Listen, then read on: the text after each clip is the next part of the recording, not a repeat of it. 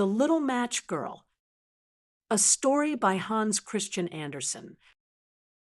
On a freezing New Year's Eve, a poor barefoot girl tries to sell matches in the street and finds warmth, if only for a moment, in the light of each flame. The snow had stopped, but the cold had not. It clung to the stones of the street and turned the breath of hurrying people into white ghosts that vanished before they could be named. Shutters closed early. Doors latched tight. Fires burned in every house, and the glow behind curtains made the windows look like eyes squinting against the dark. New Year's Eve was a night for staying indoors. But the little girl walked barefoot through the street, her head uncovered, her dress too thin to hold back the wind. She had started the day with slippers, her mother's slippers, far too large, but she had lost them. One had been snatched by a boy who thought it would make a fine boat for sailing in puddles. The other had fallen into a gutter when she tried to dodge a horse-drawn cart. Now her feet were bare and red with cold.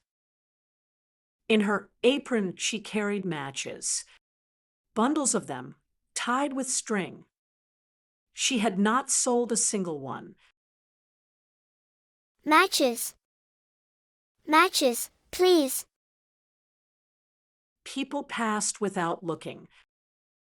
A woman in a fur-lined cloak glanced down, frowned, and pulled her child closer, as if poverty were contagious. A man in a tall hat muttered something about beggars and walked faster. The little girl kept walking, though her feet had begun to lose feeling. She could not go home, not empty-handed. Her father would be angry. He was always angry when she came back without coins.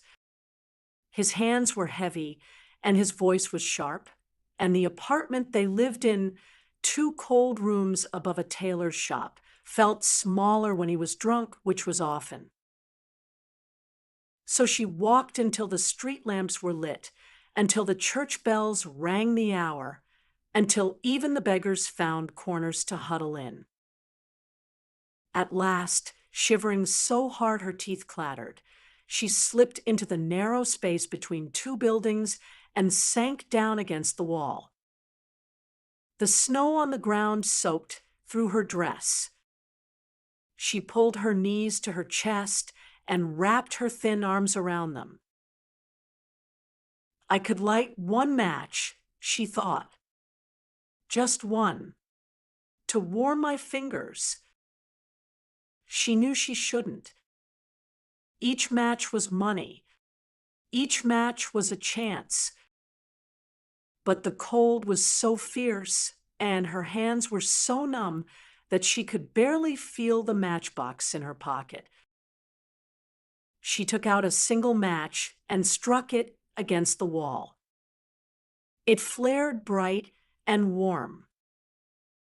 The flame was small, but to the girl it felt like a miracle.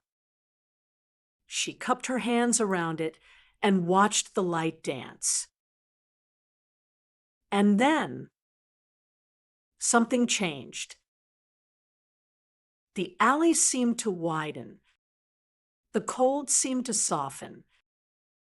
She looked up and saw, instead of the rough brick wall, a great iron stove, black and polished, with a roaring fire visible through its grate. The warmth rolled toward her in waves, wrapping her like a blanket. She reached out. The match burned down to her fingertips and went out. The vision vanished. The cold rushed back. The girl gasped, staring at the blackened matchstick in her hand. Her heart ached more than her fingers.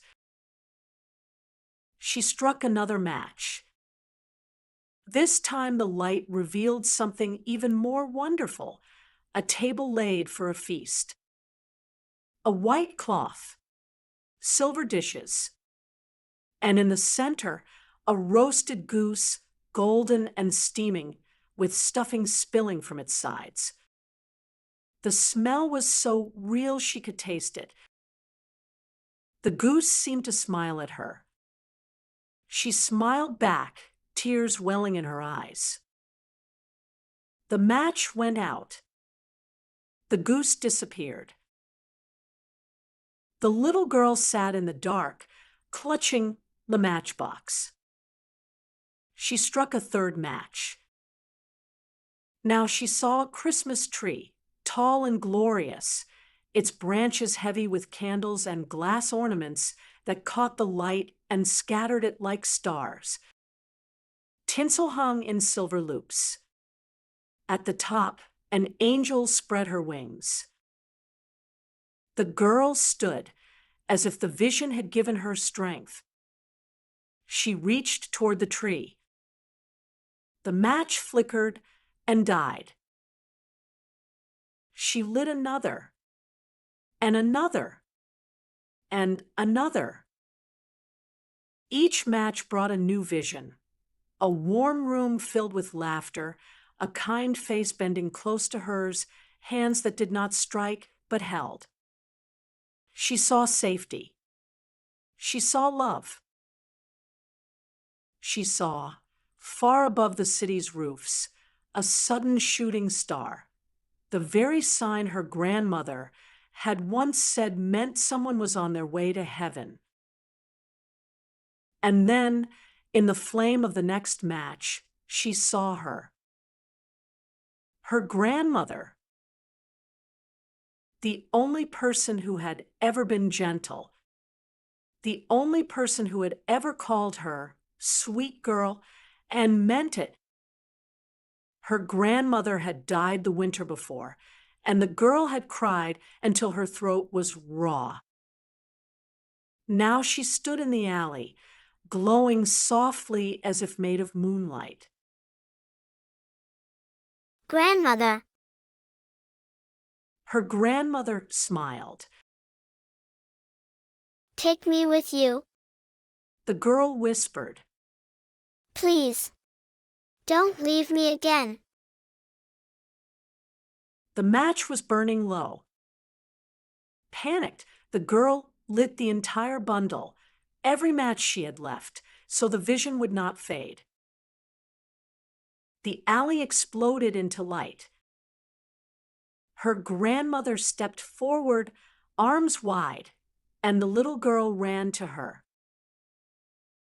The cold could not follow. The hunger could not follow. The fear could not follow. Her grandmother's arms were warm, and her voice was soft as she said, "Come, my darling, come with me." They rose together. Not up the alley, not toward the street, but up, through the roof, through the clouds, through the stars themselves. The girl looked down once and saw the city below, small and distant and fading into the night. She did not feel sad. She felt light. In the morning, passers-by found her. She sat in the alley between the two buildings, her back against the wall, her hands still holding the burnt matches. Her face was pale, but she was smiling. One man shook his head. Poor child, she must have been trying to keep warm. A woman crossed herself. She froze to death. On New Year's Eve, another murmured, "How terrible!" They did not see what the girl had seen. They did not know that she had been carried away by someone who loved her, that she had left the cold behind, that she was no longer alone. They only saw the matches, and they walked on into the bright, cold morning where the new year waited with all its promises and forgetting. But somewhere far beyond the reach of snow and sorrow, the little girl walked hand in hand with her grandmother through fields of light where it was always warm and no one was ever hungry and love did not end.